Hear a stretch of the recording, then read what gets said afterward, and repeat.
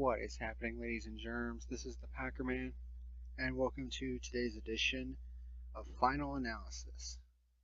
I'm going to be doing things a little bit differently this time, since I'm kind of recording on the fly here.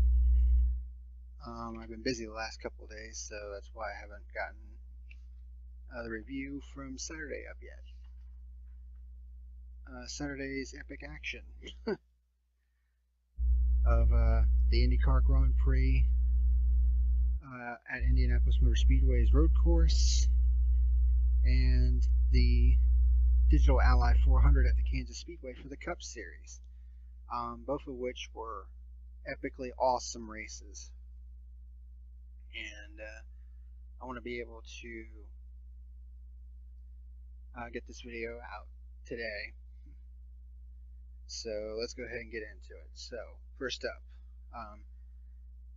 the 2019 IndyCar Grand Prix.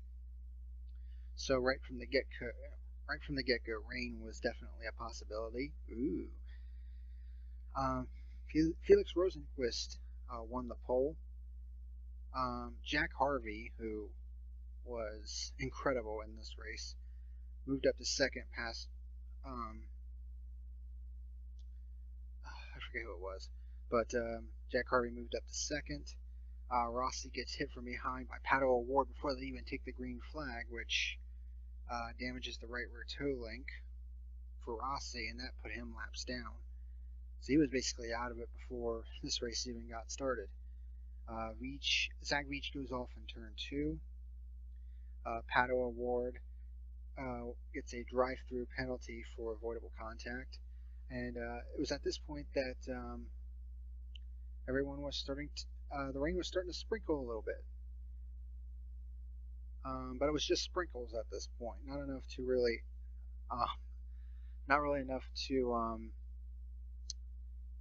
cause everybody to go to the rain tires. Of course, that would change later on in this race. Then the first caution comes out on lap 11. Marcus Ericsson spins in turn 14 and slams the wall.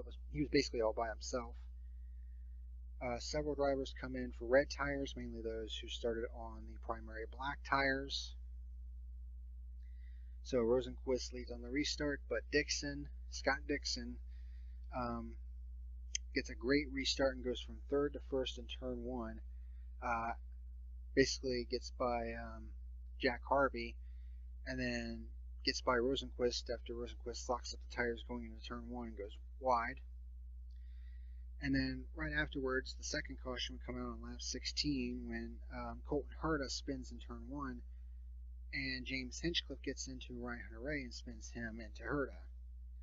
Hinchcliffe would get a drive-through penalty for avoidable contact. So Dixon leads on the restart. Ed Jones and Jack Harvey get by Rosenqvist in turn 1. Actually went 3 wide going into turn 1, which is pretty crazy. And Ed Jones was actually catching Scott Dixon for the lead as the rain starts to fall a bit heavier at this point. Takuma Sato goes to the grass in turn 1. Will Power, who was going for 3 wins in a row in this race, was going backwards, which was a bit surprising considering how dominant he's been at this track, because he had 3 total wins. In fact, in the 5 previous runnings, there have only been 2 different winners. So, which was kind of surprising.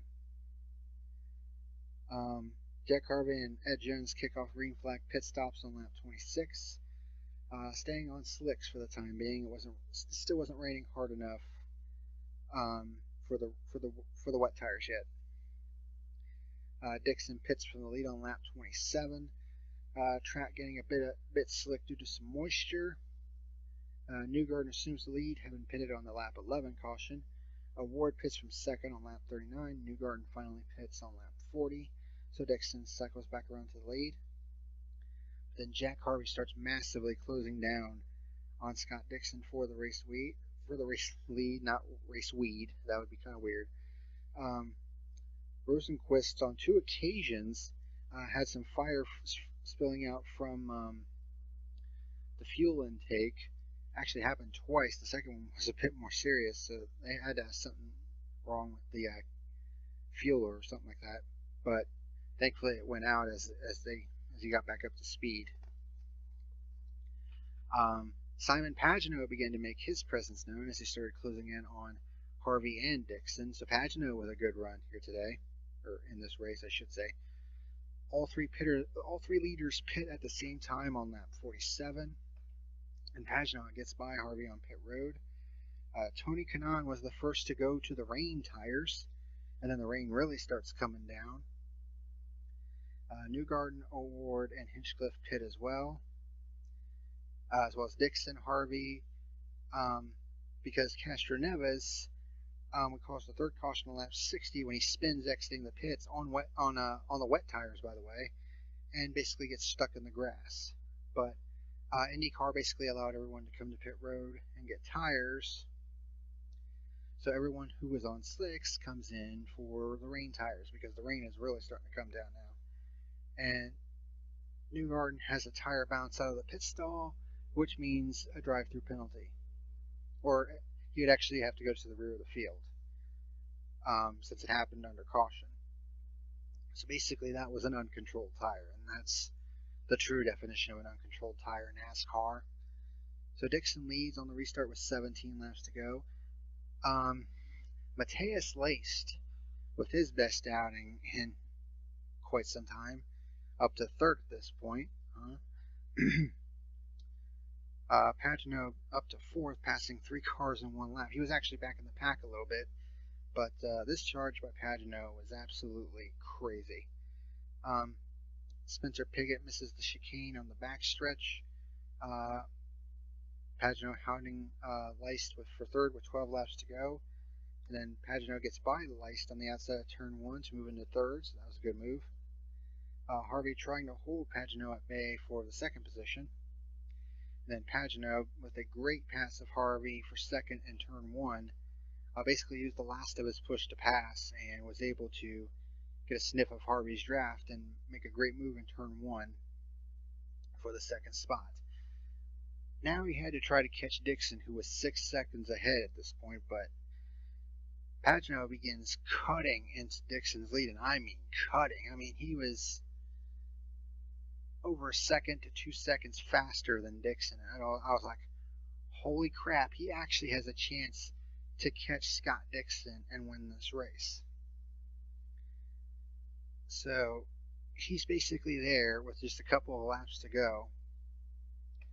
And then came the move of the race and of the year. Going into turn 7, down the back stretch, Dixon slides wide, and Pagenaud makes the move underneath. They make a little bit of contact, then going to the right-hand turn 8, they're side by side, and then into turn 9, which is a left-hander, Pagenaud clears Scott Dixon, and we finally have our first pure lead change of the race and of the season. Yes, this is the first pure lead change of the 2019 IndyCar season. And you know what? It was a big one because Simon Pagenaud takes the lead from Scott Dixon in one of the most incredible comebacks I've personally ever seen in IndyCar. And that was one hell of a pass by Pagenaud. And he would go on to lead the rest of the race. He basically took the lead coming to the white flag. And he leads the final 2 laps to take the victory and win the IndyCar Grand Prix for the 3rd time in his career. Scott Dixon finished 2nd, and Jack Harvey with an impressive run, finishing in 3rd.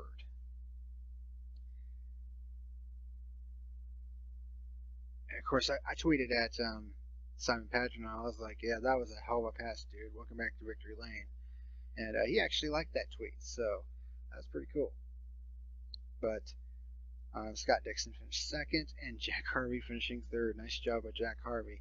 And this was not one of those cases where he basically lucked into a podium. No, he made it into the Firestone Fast 6, and he basically stayed there the entire race and got his first career podium. So he ran good all friggin' day long. So hell of a job by Jack Harvey.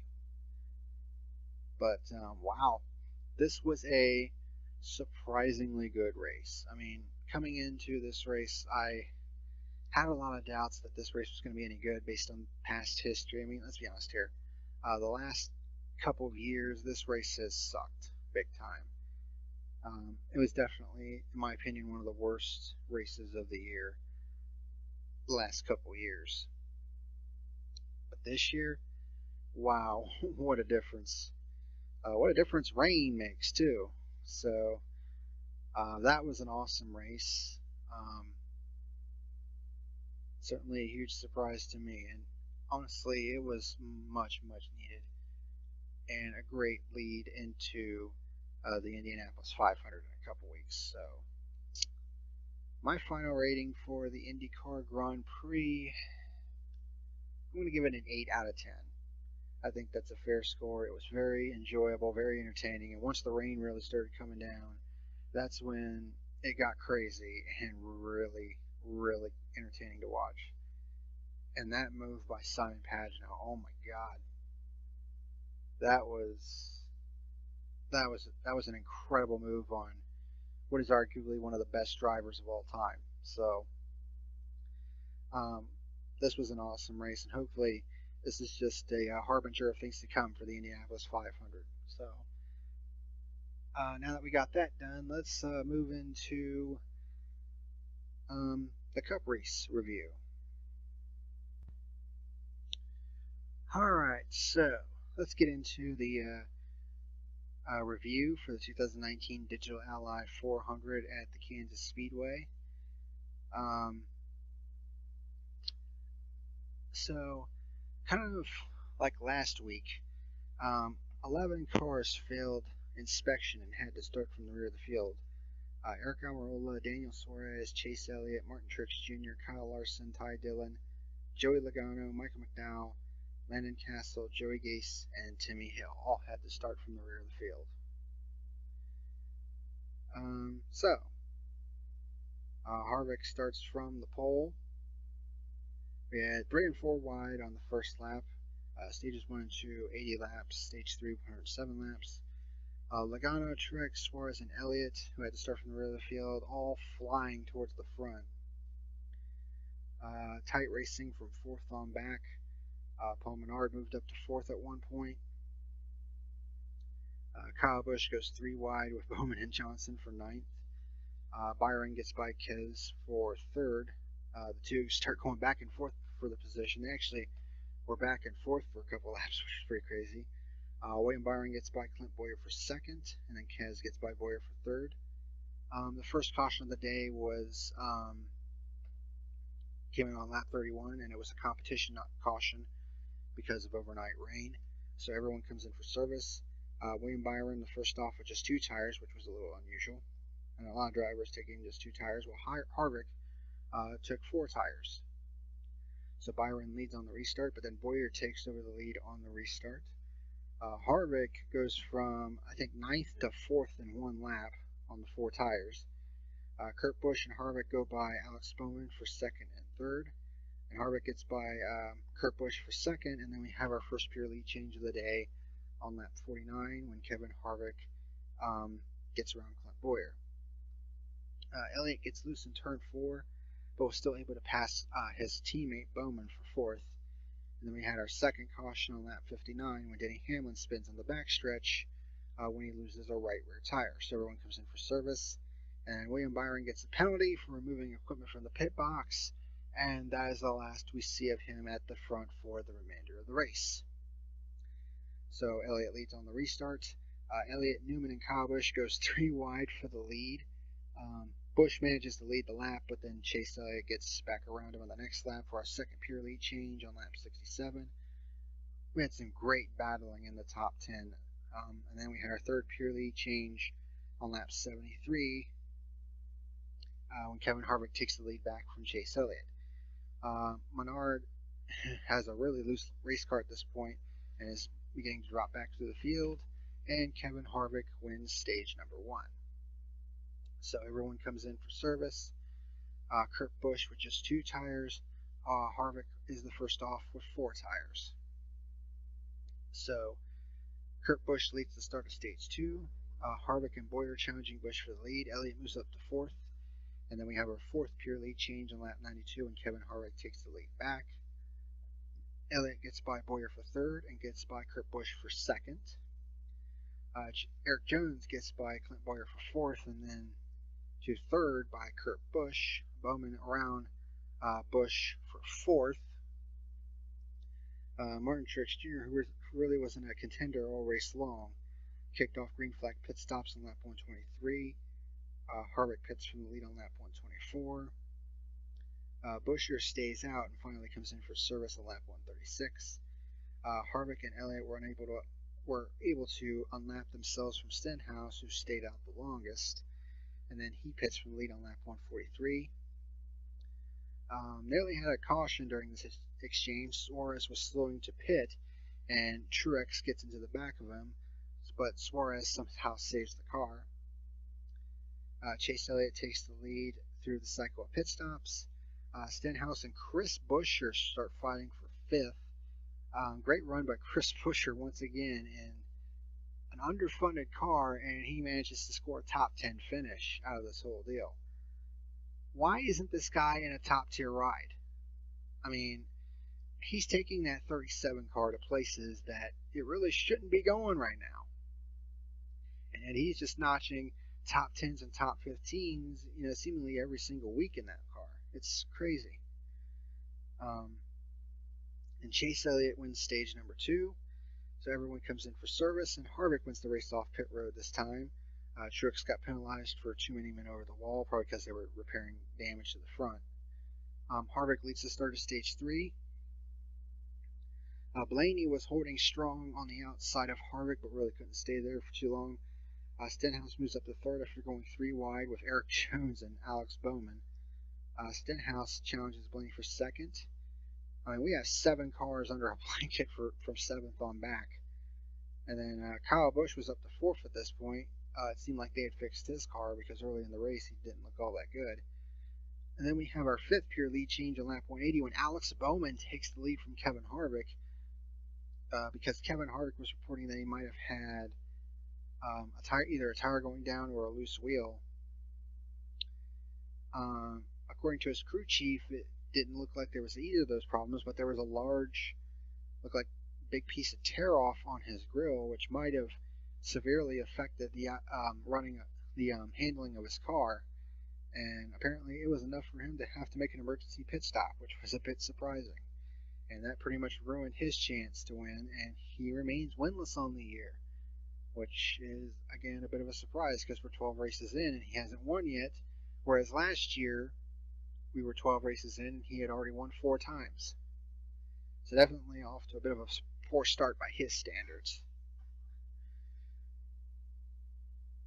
Stenhouse and Kyle Busch start closing in on Bowman for the lead. So now with Harvick out of the picture, this race is wide open at this point. So Kyle Busch gets by Stenhouse for second and is now challenging Bowman for the lead. Chase Elliott gets around Eric Jones for the 4th position. Suarez kicks off the final round of pit stops on lap 207. Keselowski gets by Jones for 5th, and then the caution flag comes out.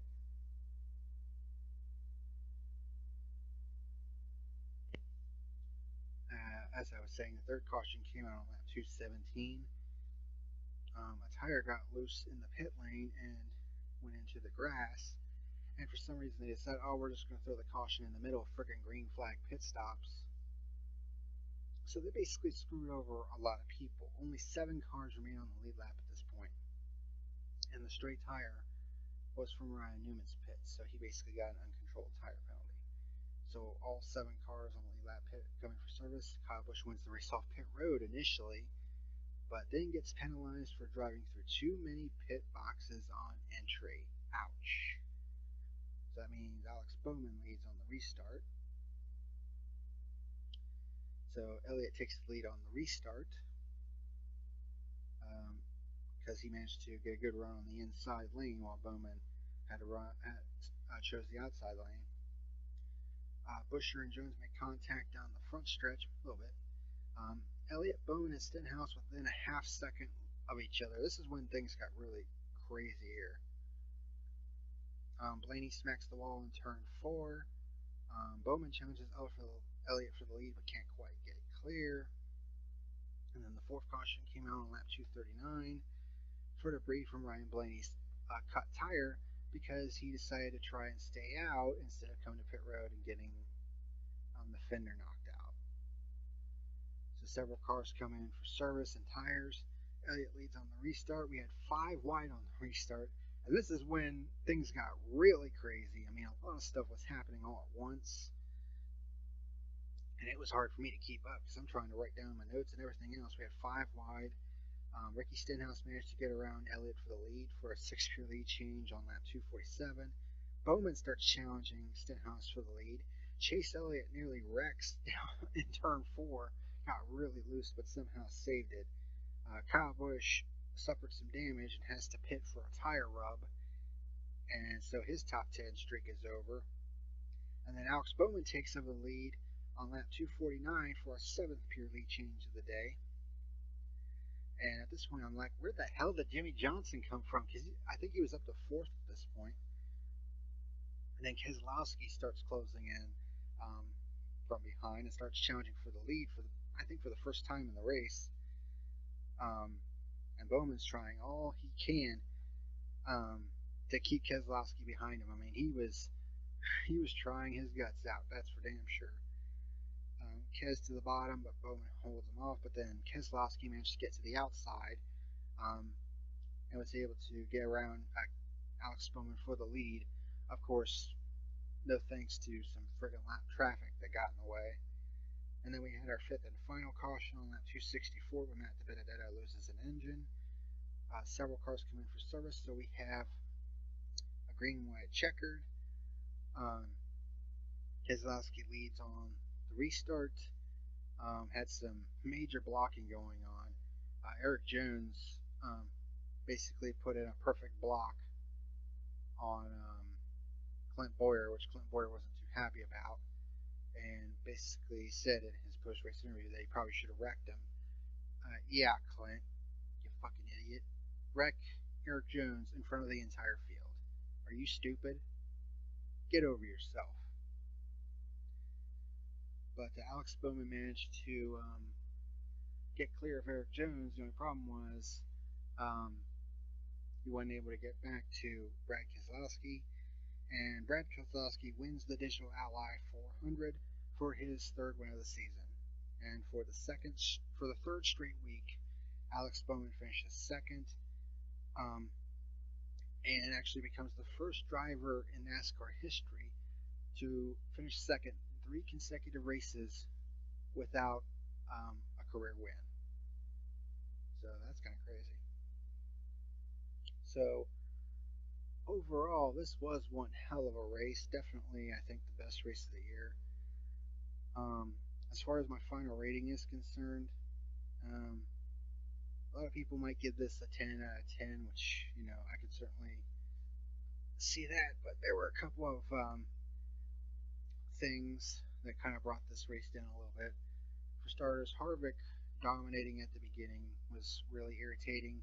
I still don't like Harvick, and he was basically dominating at the beginning of the race. Second thing is, even though this race was exciting, and I don't mind Brad Keselowski, unlike most people, him winning basically brought us back to the status quo, which was Penske versus Gibbs. We're back to that again. Talladega seems to be, the outlier with Hendrick Motorsports winning that one. But Keselowski winning means that, Penske car wins, and that's 4 for them to 7 for Joe Gibbs Racing. So we're back to the status quo once again. And the third thing is Alex Bowman didn't win, and I think a lot of people were really pulling for him to win that race. On the plus side, though, it looks like Hendrick Motorsports is starting to really pick up things as well. It looks like they're starting to turn themselves around. I don't know what kind of tonic they took from during the Easter break, but they've been looking a lot better, and I mean all the cars have. Jimmy didn't look too good early in the Kansas race, but by the end of the race he was in the top 10. Elliott looked good. And of course, Alex Bowman is finally starting to live up to, basically starting to carry his weight, because before the Easter break he was dog shit, wasn't really doing anything worth a damn, and then all of a sudden, right after the Easter break, he reels off 3 runner-up finishes in a row. So he's finally starting to pull his weight, and hopefully this kind of run will continue, and he'll snag that first career win sooner rather than later. So my final rating for the Digital Ally 400 at Kansas, I'm going to give it a 9.25 out of 10. That's what I'll give the Digital Ally 400 at Kansas. So that's going to wrap up my review of the races this week. The Cup race at Kansas and the IndyCar race at the Indy GP. A little bit different this time around because I just simply don't have time to go into very much editing. So hopefully that'll change in a couple weeks, because I do have this week off as far as final analysis goes, because I'm sure as hell not watching the damn All-Star race. That can eat a dick. So thank you very much for watching, and next final analysis will be in 2 weeks' time after the Coke 600. And we'll be reviewing the Indianapolis 500 and the Coca-Cola 600. So that'll be fun. So thank you very much for watching, and until next time, this is the PackerMan signing out.